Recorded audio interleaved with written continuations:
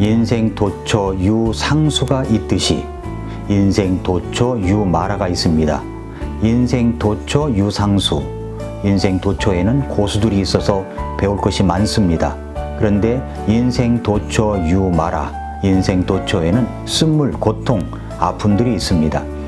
이스라엘 백성들은 홍해를 건너 주님을 찬양하고 노래한 후에 사흘 만에 마라의 쓴물을 만났습니다. 인생 도처에서 돌출하는 고통을 만났을 때, 스짓슨 사건을 만났을 때 우리는 어떻게 해야 할까요? 이스라엘 백성들은 불평하고 원망했습니다. 인생 도처 유마라, 그 고통을 만날 때 여러분은 어떻게 하겠습니까? 이스라엘 백성들처럼 그렇게 불평해야 될까요? 아니면 다른 긍정적인 반응을 보여야 되겠습니까? 지난 시간에 이어서 계속된 말씀입니다. 인생 도처 유마라를 만났을 때 이스라엘 백성들이 겪었던 마라의 사건을 통해서 우리는 배워야 합니다. 역사를 통해서 배워야 합니다. 그래서 이 말씀이 기록된 것입니다. 우리도 고통을 만날 때 우리는 어떻게 해야 되는가를 역사적 사건을 통하여 배우겠습니다. 먼저 우리가 인생의 쓰디쓴 고통을 만났을 때 첫째로는 하나님께 나와 기도로 부르짖을 수 있어야 됩니다. 자, 우리가 구원을 받았습니다. 감동과 감격이 있습니다. 그런데 그 감격과 감동이 며칠 갑니까? 사람에 따라 자신을 관리하는 정도에 따라 다르겠지만 아마 사흘 정도 가는 것 같습니다. 주일날 감동적인 예배를 드렸습니다. 며칠 갑니까? 아마도 사흘 정도 가지 않을까요? 우리 인생 도처에 있는 마라를 극복하기 위해서 무엇을 배워야 합니까? 하나님께 나와 기도로 부르짖을 수 있어야 됩니다. 출애굽기 15장 24절에서 백성이 모세에게 불평하여 이르되 우리가 무엇을 마실까 하므로 쓰디쓴 고통을 만나면 그 반응이 거룩하게 나오는 것이 아닌 것 같습니다. 불평이 나옵니다. 원망이 나옵니다. 누구를 향하여 그렇게 말합니까? 지도자입니다. 리더입니다. 그러자 모세는 어떻게 합니까? 25절에서 그가 주께 부르짖었더니 백성은 불평했습니다. 모세는 부르짖었습니다. 기도했습니다. 불평만 한다면 백성 수준이고 기도를 한다면 지도자 수준입니다. 불평만 하면 아직 어린아이 수준이고 우리가 기도를 한다면 성숙한 어른의 수준입니다. 성경적 지도자는 고통을 만났을 때 기도합니다. 부르짖습니다. 이것이 바로 성경적 지도자상입니다. 불평은 백해무익합니다. 아무리 불평을 많이 한다고 하더라도 그것은 해결책이 될 수가 없습니다. 문제를 절대 해결하지 못합니다. 그러나 기도는 문제를 해결합니다. 부르짖으면 문제가 해결될 실마리를 찾게 해줍니다. 그래서 우리는 불평하기보다는 기도해야 됩니다. 엎드려야 됩니다. 염려하기보다는 하나님께 알려야 합니다. 우리가 기도한다고 하면, 부르짖는다고 하면 우리는 그저 아우성치는 기도만 생각합니다. 저희 교회는 아우성치는 기도는 하지 않습니다. 통성기도도 하지 않습니다. 부르짖는다는 것은 아우성치는 기도를 말하는 것이 아닙니다. 간절하면 부르짖습니다마는 그 부르짖음이라고 하는 것은 흐느낌도, 간절함을 담은 침묵기도라고 할지라도 다 포함되는 것입니다. 그저 아우성치는 기도, 저 뒤에서 펄쩍펄쩍 뛰며 기도했더니 어느새 앞자리까지 나와 있는 자신의 모습을 발견하고 부르짖는 기도를 했다고 자기 위로를 하는 것을 뜻하지 않습니다. 그래서 고통을 만난다면 기도해야 된다는 것입니다. 그 다음에 두 번째로 우리가 그런 인생 도처 유마라를 만났을 때 말씀에 대한 순종이 있어야 합니다. 기도만 하는 것이 아니라 주님의 말씀을 듣고 순종까지 가야 문제가 해결됩니다. 쓴물이 단물로 변합니다. 고통의 문제가 기쁨으로 변합니다. 기도는 부르짖기만 하는 것이 아니라 듣기도 해야 합니다. 모세는 기도하면서 들었습니다. 주님의 음성을 들었습니다. 그랬더니 우리 주님의 음성이 들려옵니다. 25절에 그가 주께 부르짖었더니 주께서 그에게 한 나무를 보여주심으로 그가 그것을 물들에 던짐에 물들이 달게 되었더라. 아마도 이 나무가 물에 들어가 해독제 역할을 했을지도 모릅니다. 이 마시지 못할 쓴물에 대한 해답은 먼 곳에 있었던 것이 아니었습니다. 옆에 있던 것을 집어서 던졌을 뿐입니다. 간단한 순종이죠? 그러니까 문제가 생기면 뭔가 복잡하고 어려운 일들로 해결될 줄 아는데 그것이 아니라 아주 간단합니다. 모세야, 주위를 둘러봐. 나무 있지? 그 집에서 물에 그거 집어가지고 물에 던져. 그것뿐입니다. 그랬더니 어떻게 됐습니까? 쓴물이 단물로 변했습니다. 아주 단순합니다. 이제 주님께서 기도를 하고 있는 여러분에게 지시를 하시는 음성을 들어야 합니다. 아주 간단하고도 누구나 할 수 있는 쉬운 요구를 하십니다. 일상에 있는 것들입니다. 우리가 어떤 과제 때문에 고통을 당할 때 우리 주님께서 요구하시는 것은 아주 간단합니다. 그것을 순종하면 됩니다. 그것이 무엇인지 각자 상황에 따라 다릅니다. 그러나 기도만 하는 것이 아니라 내가 주님 앞에 순종할 것이 무엇인지를 생각해 보십시오. 그리고 우리 주님께서 그것에 대하여 순종을 요구하시는 것을 찾아보십시오. 그랬더니 어떻게 되었습니까? 쓴물이 단물이 되었습니다. 얼마나 감사합니까? 그러면서 우리 주님께서 그 마라의 사건을 통해서 이렇게 말씀하십니다. 단순히 이제 물을 마시게 되었다고만 기뻐만 하는 것이 이 사건이 끝난 것이 아닙니다. 이 사건을 통해서 우리에게 주시려고 하시는 하나님의 메시지가 무엇인지를 알아야 됩니다. 하나님께서 내가 어떤 문제를 해결해 달라고 했더니 해결해 주셨습니다. 어떤 것을 달라고 했더니 주셨습니다. 그러면 그렇게 받았다, 해결되었다로 끝나는 것이 아니라 그것을 통해서 우리 주님께서 들려주시는 그 하나님의 음성을 들을 줄 알아야 된다는 말씀입니다. 오늘 말씀 25절은 더욱 중요한 말씀입니다. 그렇기 때문에 25절 다시 보시면 그가 주께 부르짖었더니 주께서 그에게 한 나무를 보여주심으로 그가 그것을 물들에 던짐에 물들이 달게 되었더라. 이것으로 끝나는 것이 아닙니다. 주님은 계속 말씀하시죠. 거기서 그분께서 그들을 위해 법규와 규례를 정하시고 거기서 그들을 시험하시며 이르시되 내가 주 네 하나님의 음성에 부지런히 귀를 기울이고 그의 명령들을 귀담아 듣고 그의 모든 법규들을 지키면 내가 이집트 사람들에게 내린 이 질병 중 하나도 네 위에 두지 아니하리니 나는 너를 치유하는 주니라 하시니라. 나는 너를 치유하는 주니라 하시니라. 나는 너를 치유하는 주. 이것이 여호와 라파죠.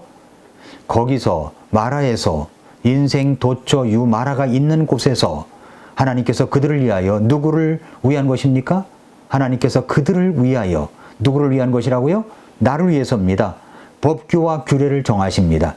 그리고 거기서 그들을 시험할 내용을 말씀하십니다. 네가 주 네 하나님의 음성에 부지런히 귀를 기울이고 그의 명령들을 귀담아 듣고 그의 모든 법규들을 지키면 이라고 했습니다. 첫째, 네가 주 네 하나님의 음성에 부지런히 귀를 기울이라고 하십니다.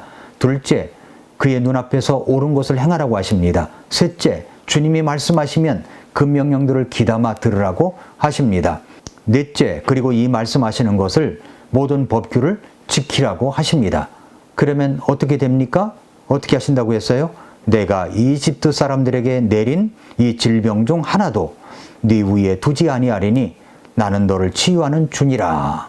이것은 주님의 약속입니다. 여호와 라파, 하나님은 나를 치유하시는 분이시라는 말입니다. 고통의 문제를 해결받으면 바로 이것을 볼 수 있어야 됩니다. 주님께서 시험하시는 내용을 다시 귀담아 들어야 합니다. 다시 말해서 신앙의 여정 속에서 순종으로 가야 하는데 어떤 어려움을 만나도 순종하며 갈 수 있겠느냐 하는 주님의 메시지입니다. 시험은 왜 주어집니까? 시험은 자신이 공부하는 것이 어느 정도인가를 알려주는 테스트입니다. 시험을 보고 나면 아, 내가 부족한 부분이 이것이구나 라는 사실을 발견합니다. 그리고 그 부족함을 보충함으로 더욱 온전함을 향해 나아가는 겁니다. 바로 이런 목적이 있기 때문에 시험이 있는 것입니다. 우리 주님은 우리를 시험하는 것이라고 말씀하셨습니다. 내가 이집트 사람들에게 내린 이 질병 중 하나도 네 위에 두지 아니하리니 나는 너를 치유하는 주니라. 하나님 앞에서 말씀을 붙들고 살아간다면 앞으로 이집트 사람에게 내렸던 질병이 없을 것이고 비록 질병이 온다고 하더라도 나는 너를 치유하는 하나님이라고 말씀하십니다. 그렇습니다. 혹시 살아가다가 나에게 고통과 쓰디쓴 문제를 만날 수 있습니다. 그럼에도 불구하고 우리 하나님은 그 문제를 해결해 주십니다. 우리는 다시 순종으로 가겠다는 결단을 해야 됩니다. 잠언 3장 7절 8절로 가면 네 눈에 지혜롭게 되지 말지어다 주를 두려워하며 악을 떠날지어다 그것이 네 배꼽에 건강이 되며 네 뼈의 골수가 되리라. 매일 몸이 아파 한 움큼씩 약을 챙겨 먹으면서도 비타민 챙겨 먹고 보약을 챙겨 따뜻하게 데워서 먹을 줄 알고 있다면 그것보다 월등히 좋은 약, 신약과 구약을 따뜻하게 데워서 먹는 것도 잊지 마시기 바랍니다. 하나님의 말씀은 생명약입니다. 하나님의 말씀은 종합영양제입니다. 하나님의 말씀은 치료약입니다. 그래서 날마다 말씀을 듣는 것, 읽는 것이 있어야 됩니다. 말씀을 갖고 경건의 시간을 가져야 하는 것입니다. 그 다음에 또 한 가지 이제 첨가될 것이 있습니다. 그 세 번째인데 이제 조금만 더 믿음의 행진을 계속 하시라는 것입니다. 조금만 더 믿음의 행진은 계속되어야 합니다. 물 한 번 해결되었다고 사막이 초원으로 변하는 것은 아닙니다. 이제 갈증이 해결되었다고 사막의 뜨거운 기운이 시원한 기운으로 변하는 것은 아닙니다. 사막의 밤이 따뜻한 기운으로 변하는 것도 아닙니다. 이제 이스라엘 백성들은 행진을 계속해야 합니다. 계속 걸어가야 합니다. 광야의 길을 걸어가고 있는데 쓴물이 단물로 변했던 그 물이 계속 따라오는 것도 아닙니다. 앞으로도 이런 문제는 종종 일어날 것입니다. 미래는 아직 확실하지 않습니다. 그럴지라도 어떻게 해야 합니까? 나의 기도를 들어주신 하나님, 고통을 기쁨으로 바꾸어 주신 하나님을 생각하며 계속 믿음으로 걸어가야 합니다. 이집트에서 건져주신 하나님, 홍해를 놀랍게 건널 수 있도록 그렇게 도와주신 하나님, 그리고 감격에 겨워 찬양을 불렀던 그 노래들을 생각하며 이 믿음의 행진은 계속 뛰어야 하는 것입니다. 이제 이스라엘 백성들은 계속 행진을 합니다. 그렇게 한 10여 킬로미터를 왔을 때 여러분 전혀 생각지도 못했던 상황이 일어났습니다. 오늘 말씀 27절은 이렇게 말씀합니다. 그들이 엘림에 이르렀는데 거기에 우물 12개가 있었고 종려나무 70그루가 있었더라. 그들이 거기서 물들 옆에 진을 치니라.